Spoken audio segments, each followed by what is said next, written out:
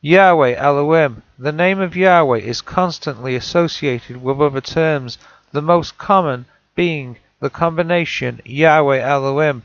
Together they mean he who shall or will be mighty ones, and may be taken as a description of the ideas concerning the multitudinous manifestation of the divine name.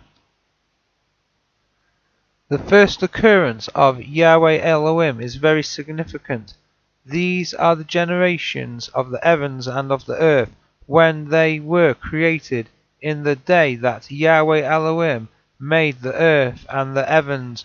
Genesis chapter 2 and verse 4.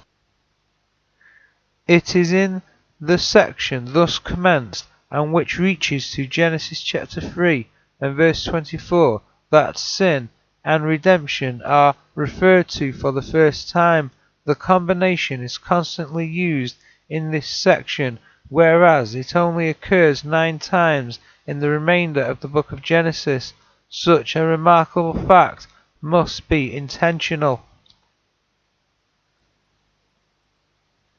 The entrance of sin into the world marked the appearance of failure of the work of the Elohim.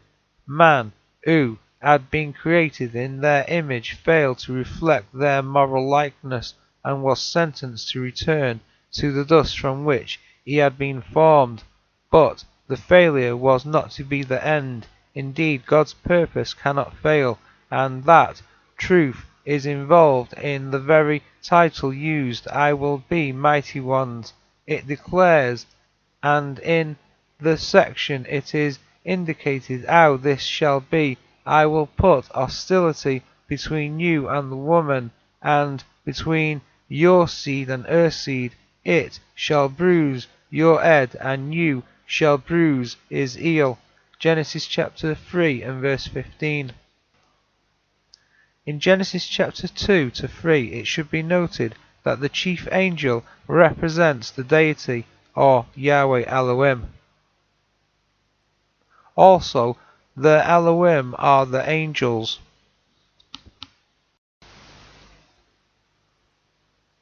The plan whereby the man whom Yahweh made strong for himself, Psalm 80 and verse 17, was the arm of Yahweh to bring salvation to a multitude who should attain unto more than Adam forfeited by his sin.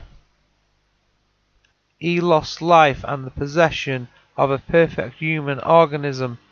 They attain unto life eternal and a participation in the divine nature. They will then partake of the divine nature, having been called out of the mass of mankind to be a people for the name. Acts chapter 15 and verse 14.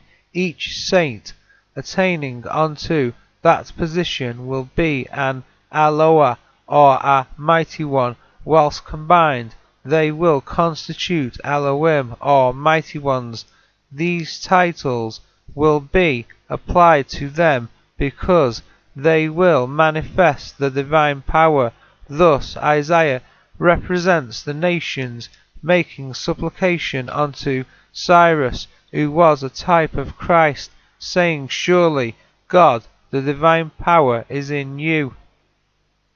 See Isaiah chapter 45 and verse 14, Psalm 82 and verse 6, Romans chapter 5 and verse 2, the first letter of John chapter 3 and verse 2, John chapter 17 verses 19 to 23,